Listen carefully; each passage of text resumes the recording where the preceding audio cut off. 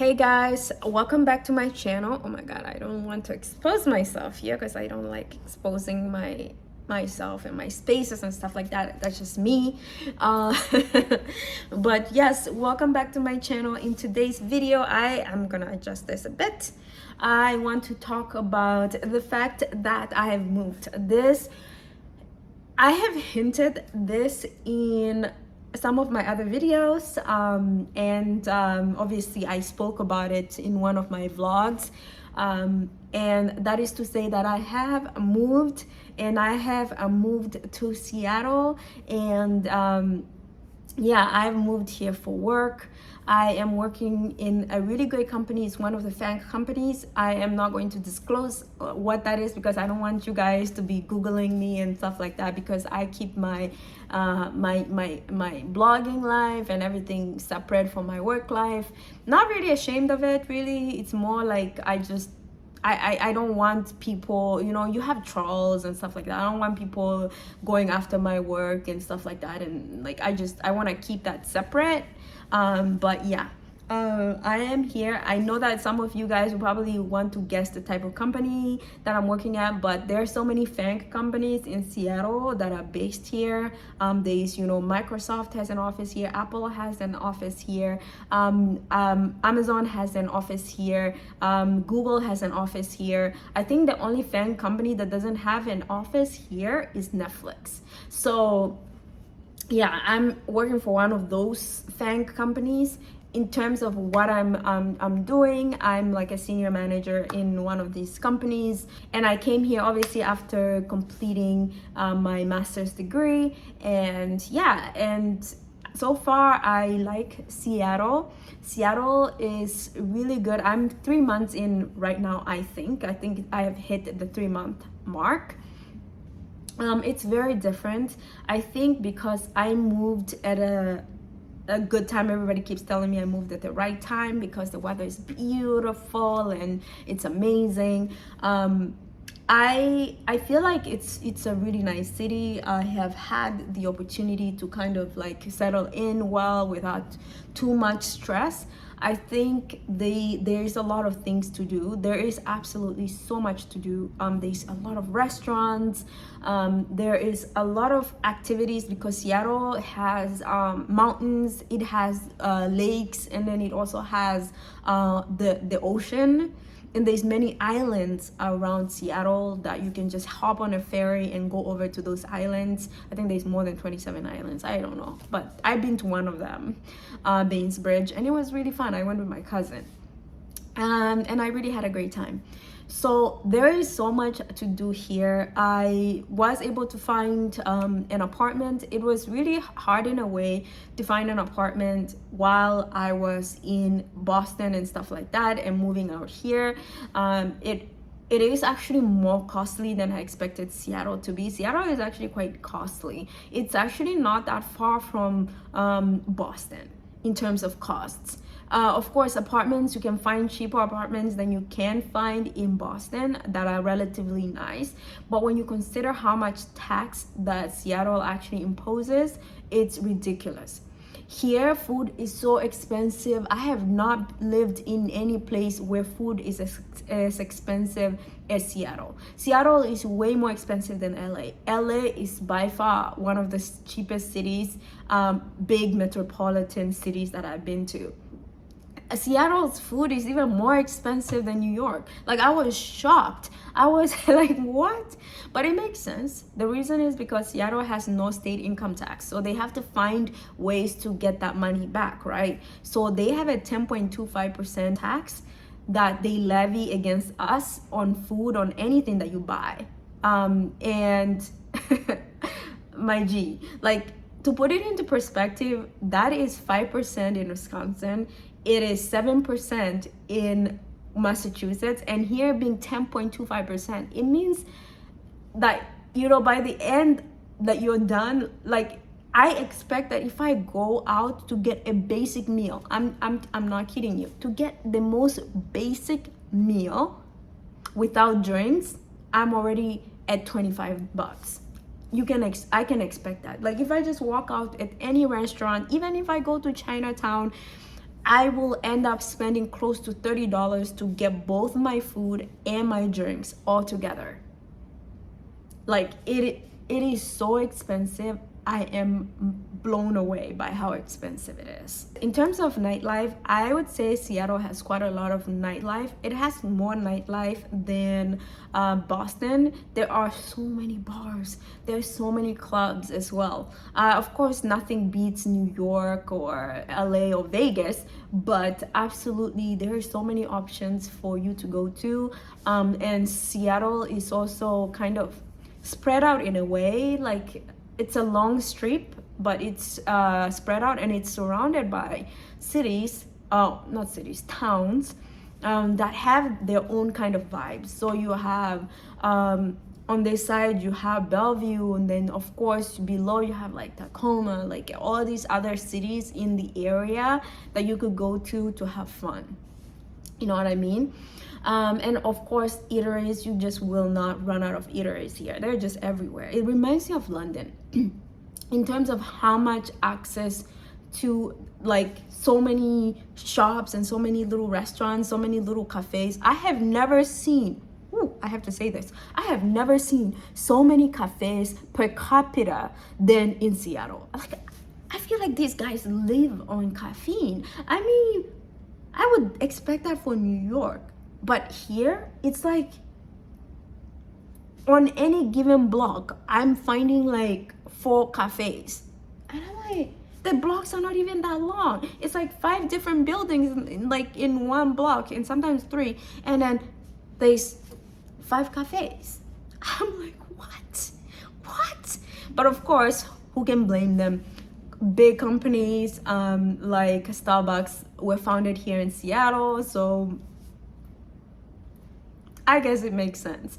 I absolutely love it though. Like, I mean, I'm not a big coffee person because I'm allergic to the caffeine, but for the most part, it's really nice to go into these cafes and just get productive. And like, if you get tired of like working from home and stuff like that, you could always go to these cafes and just work from there or chill.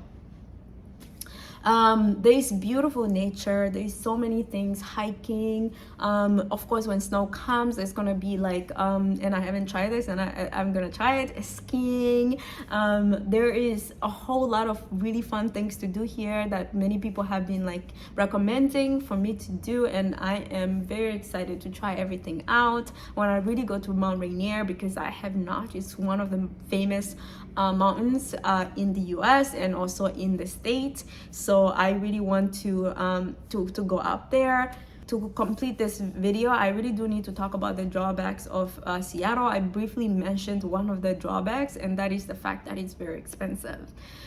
Truly expensive. I see the ratings and the way people keep rating Seattle in terms of like, I think people look at the real estate in the fact that the real estate here is much cheaper.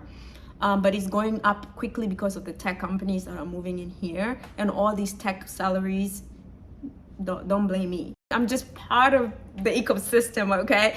All those tech salaries that are coming in are driving up the price. So people compare based on the accommodation and housing, but they don't actually compare in terms of living expenses.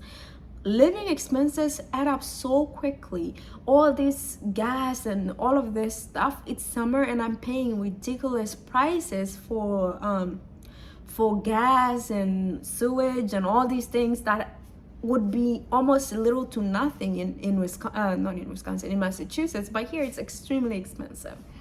The other thing that I would say is not great for some people, but it's great for me, I don't mind, is that it gets very cloudy and very sometimes like I get like this huge fog around here, and I'm not gonna show you because it will expose my apartment, but you get fog that would cover all the buildings, and you look out and you cannot see the buildings clearly. Like the fog is everywhere. And I hear for the most part of the year it's gonna be like raining and just gray. Which is fine. I've lived in London and I survived. I've lived in Wisconsin and survived. So I feel like it shouldn't be so much of a problem. And I love rain. So for some people that might be a drawback, but it's a drawback that I like. that works for me. The other, I guess, negative thing is that there is a lot of people down on their luck. You know, like, it's very sad actually. Like, honestly, downtown Seattle, I keep hearing that it wasn't like this before, but there's a lot of homeless people, people that don't have homes, people that are just doing drugs, people that are just, it's getting worse. I mean, nothing beats LA in this situation. I'm sure New York has the same, but maybe I just haven't seen much of it because New York is a bit colder, so people are not going to be as inclined to just spread out.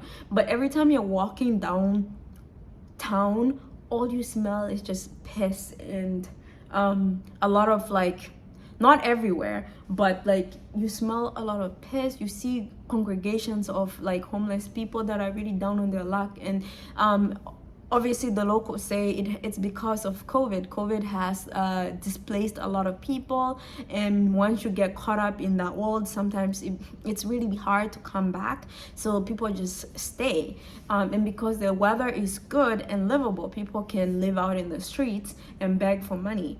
You know what I mean? And it gets so kind of dangerous at times that you have police officers in all these like hotels and all the shops like Targets and stuff like that, CVS.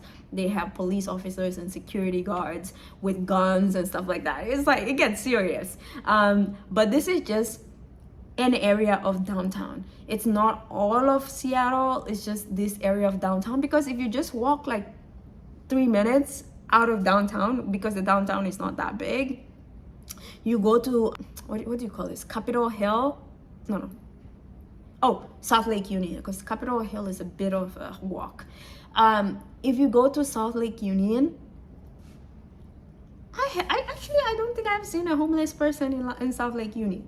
That's where the tech companies are. Like, it's so clean, it's so pristine, it's like no problem. You walk a little bit further down past Belltown, again, pristine, nice, clean. Like, you go to Bellevue, super clean. I have not seen a homeless person in Bellevue. Well, that's where the rich people live, but anyway, the reality is that the people that are down on their luck, they're concentrated on a high traffic area where they have a higher chance of collecting money. And because there's a lot of tourists that come because of the famous Pike Place marketplace, where a lot of people come when these cruise ships come in. There's a lot of tourists and foreigners, and obviously locals that walk around downtown.